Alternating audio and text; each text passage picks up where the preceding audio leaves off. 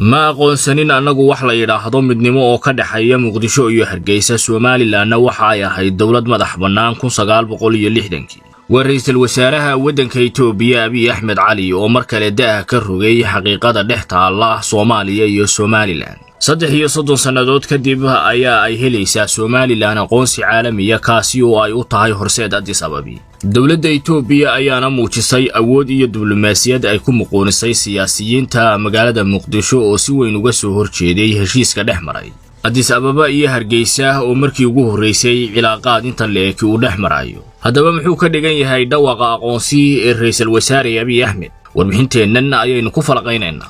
dhabka hadalka dawladda Itoobiya iyo dhayalsiga Soomaaliya ayaa ah waxa geeska si weyn looga hadalhayo iyadoo oo lagu kala adkaaday diblomaasiyadda iyo siyaasadda arrimaha dibadda ayaa ra'iisul wasaare Abiy Ahmed waxa uu gudaha ka rogaya xaqiiqooyin ku saabsan Somaliland iyo Soomaaliya kuwaasi oo biyo kama dhibcaana iyo dhacdooyinkii isdaba joogga ahaa ee dhulka Soomaalida ka dhacay kuwaasi oo taariikhda ku cad iyo sooyaalka wana markii ugu horeysay ee wadan Afrikaani uu fahmo qadiyada iyo go'aansutaagga Jamhuuriyadda Somaliland 30 sanadood kadib iyadoo mas'uuliyiinta magaalada Muqdisho ee xarunta wadanka Soomaaliya ay albaabada diblomaasiyadda iyo siyaasaddu waqtigan xaadirka ka soo xirmeen ayaa waxay maalmihii ugu dambeysay u xusul duubayeen sidii ay dawladda Itoobiya wada hadal ugala yeelan lahaayeen heshiiska dhexmaray Abiy Ahmed iyo madaxweyne Muuse Biixi hase yeeshee arrintaasi ayaa ila wareediyo warbaahinta xogogaal helaysa waxa ay sheegayaan inay Itoobiya si cad ugu gacan saydhay sheegtayna inay heshiis la gashay wadan madax bannaan kaasi oo aan Soomaaliya waxba ka khusayn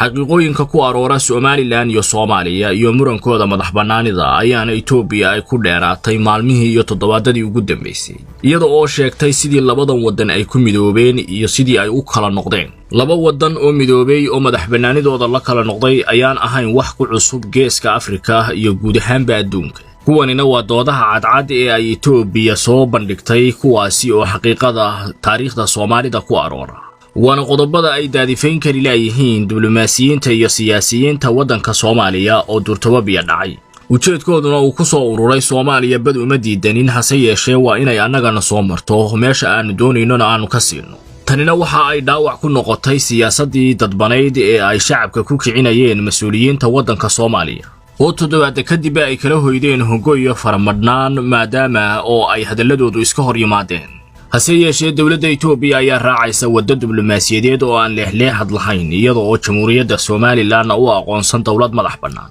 ra'iisul wasaaraha Itoobiya Abiy Ahmed Ali oo ka jeedinayay khudbad xarunta xusbiga ah oo ka madaxda yahay ee BB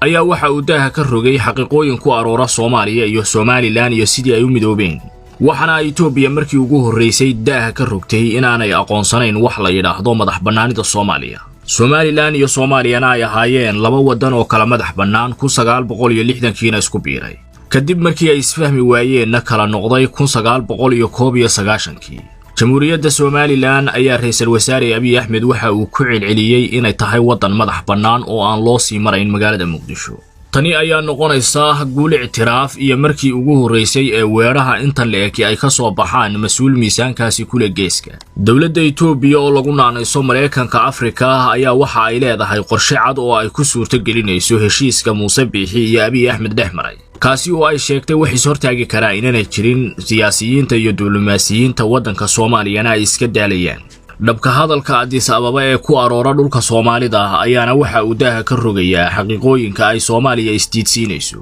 waxaana muuqanaysa diblomaasiyaddii magaalada Muqdisho oo soo garaar gooday iyo aqoonsiga Jamhuuriyadda Somaliland ee 2024